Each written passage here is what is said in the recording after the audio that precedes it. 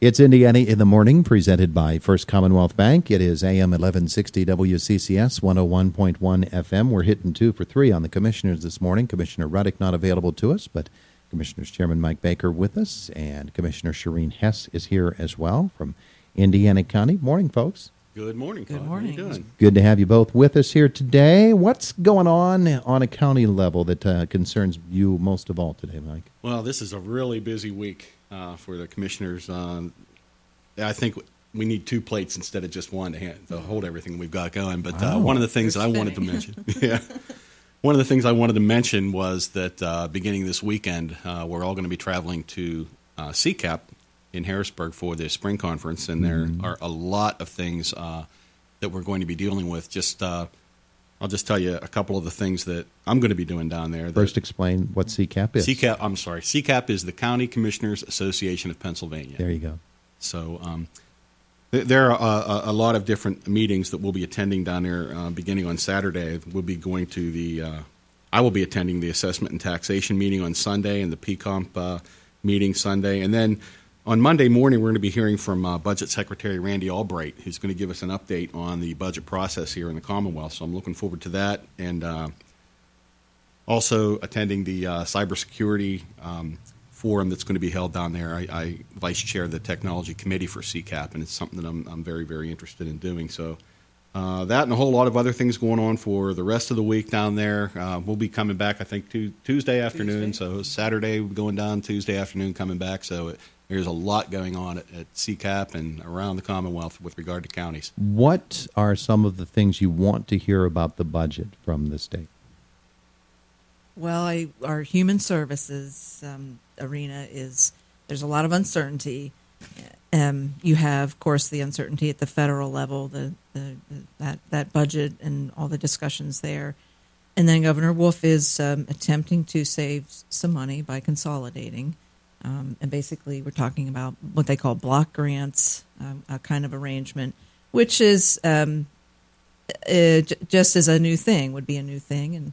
And there would be all the uncertainties that go along with that, and the things that you need to change, and how it works between all of our agencies. So would that be a block grant given to the county, and then the county decides how it's going to distribute those funds? Yes, and that's a big change. It is a big change, yes. And currently, all of our individual agencies deal with their own pots of money, and it's very effective that way. It's been working for us, but we just don't know what it means. So we need to hear about that, and there's any number of changes and shrinking resources. I mean, it's just the theme we keep hearing. There is just no money. Well, yeah, and increasing needs. We talk about that, and the pension crisis, of course.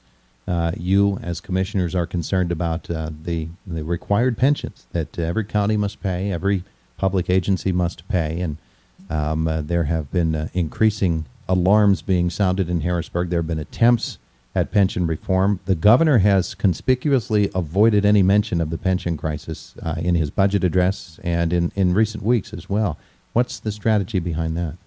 I'm not sure what his strategy is on that, but definitely pensions are the 800-pound gorilla in the room. That and unless and until the Commonwealth gains control of that budget, that particular piece of the budget, it's going to be very, very difficult to get a whole lot of other things done. And as Sherene was mentioning a little while ago here about human services, it's very important. 80% of what counties do in our operations are mandated from another level of government, be it federal or be it state.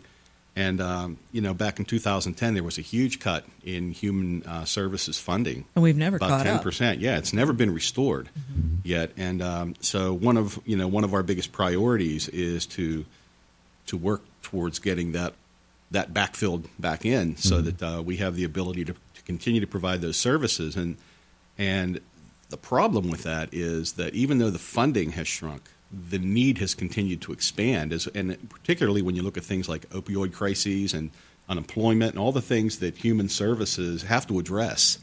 For us to have that particular hole in the budget, so to speak, is very difficult. So that's one of the highest priorities that we have, is to get that fixed. It truly is. And you talk about the needs expanding. You've got children and youth services; their needs are exploding, and our veterans and our mental health services. It's all we're at a real point of we're optimistic. We're always optimistic. We're going to find solutions. But boy, it's going to be another tough year. Yeah, it's like you've got the puzzle and it's all laid out in front of you, and you're just not sure you have all the pieces. Yeah, and there's there are you talk about budgeting and you talk about the expense part of it, and there's a lot of people that believe Pennsylvania doesn't have a spending problem; it has a revenue problem, and it's not the kind of revenue that you think. So there's hopefully some conversations going on about how you increase revenues, and not from the property owner, but from other sources. So, there's this. You talk about a puzzle; it's the pieces are there. Now, you need the people to put the pieces together. All right. And as you said, Sherene, we're optimistic about what things going forward. I think that probably for the first time in quite a while, I think that we're beginning to see a little bit of a turnaround in the economy. And that could bode very, very well for us here in Indiana County, particularly in our energy sector and in some other ways as well. I think tomorrow at our commissioners meeting, we're going to be speaking just a little bit about some new industrial opportunities that are going to be coming through. And so we'll save that for tomorrow. But at any rate, you're going to tease us. Yeah. Okay. Well, we're constantly looking at how we can strengthen our rural economies, and we've got two good things in terms of rural economy. Governor Wolf was named to the state's co-chair of the Appalachian Regional Commission. Dr. Driscoll was just approved to the board for Center for Rural PA. So we're getting voices in the right places. All right. What else we have going here this morning on Indiana in the Morning? I just wanted to mention, and I don't know if we had mentioned it previously, but this is the 50th anniversary of the Parks and Trails here in the county. And that's right. If you don't know already, Ed Patterson, who is the director of our Parks and Trails Department, put together a book about the history of the Parks and Trails for the last 50 years. And we have a meeting this morning at the Parks Board, and I'm going to try to bring a few of those into the courthouse, so if anybody wants one, or they can contact the park office. But it's an easy read, and it's really full of historical facts and really great stuff. It's wonderful. So it really is. You did a nice job. Yeah, terrific. Sherene, what do you have written there in front of you? Oh, I just had some things about, look at your my scrawling there. My goodness. I talked a little bit about. Mike comes with this nice typed up page here, and I'm an overachiever. You're an obsessive compulsive. Different styles. Yeah, I'm eating my breakfast and scribbling out notes. No, actually, I talked about diversifying our rural economies, and we want to build on these traditional efforts, which Commissioner Baker talked about, our light industrial, light manufacturing, and all retail and those kinds of things. But we want to also think about, and we've been asked by some folks in the community to think about how we build a sustainable economy using renewable energy development, solar power, battery storage, wind, all those different things, and building on natural gas as a transition fuel to the future. As they say, we're going to put everything on the table. So we're working on those kinds of things. We're going to be meeting with Mark Kritz from the Pennsylvania Department of Agriculture, with Gary Reed from the USDA, rural development, and other leaders who, we hope to just really strengthen this effort to diversify our rural economies, and working within our 10-county region too. Okay. We have the Southwest Planning Commission, any number of regional organizations working together. Mike, you mentioned when you began talking about next week and the CCAP, one of the things you mentioned was property taxation. Yes. And what you expect. Well, let's put it this way: there have been increasing efforts in Harrisburg to deal with the property tax issue, from reducing it to eliminating it. We know how any property owner feels about that. But what do you anticipate that you're going to see in terms of progress that has been made, actual progress? Well, actual progress remains to be seen yet. But I will tell you that I had the opportunity last Monday to lead a delegation of Indiana County residents, farmers and landowners, and a couple of other county commissioners and the president of the Pennsylvania Farm Bureau to Harrisburg, where we sat down with the governor in the room and talked about nothing but property tax reform. And I'm pleased to report that having spoken to him, that's probably the third time now that I've had an opportunity to speak directly with the governor about it. He has shown very avid interest in working out ways of reducing the burden of property tax through diversification to other types of taxes. Now, that remains to be seen exactly what those are going to look like. There have been a lot of proposals out there, ranging from increase in the sales tax or earned income tax or personal income tax hikes.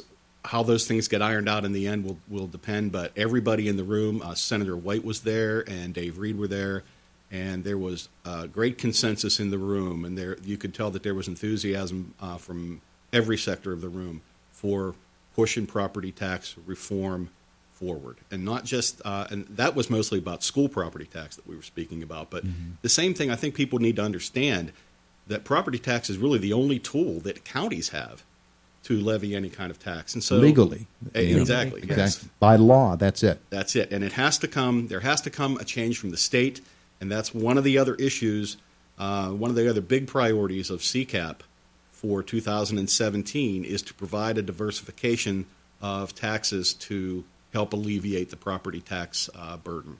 So we're working very hard on that all the time. Like I said, on Sunday I'll be attending the Assessment and Taxation Committee meeting. I'm not on that committee, but I never miss their meeting because I want to know what's on the cutting edge. And you get to hear from other parts of the Commonwealth too. So we'll see how that all goes, but we're in there working on it every day. Yeah, and there's different agendas in different parts of the state.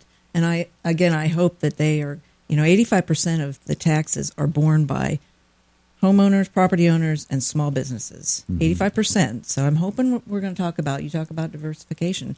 I hope they're going to talk about closing the Delaware loophole for real this time, and for talking, getting these multi-state, multinational corporations to pay their fair share. The burden of taxes falls way too heavily on the citizen, and we need to change that too. And it's like I always say, even though I have the deed to my property, I don't really own it. I rent it from my school district. You get to rent it every year. Yeah. It does feel like that. That's Thank you, folks. Thank you. Thank you very much, In the Todd. morning, Have a AM great day. 1160 WCCS 101.1 FM.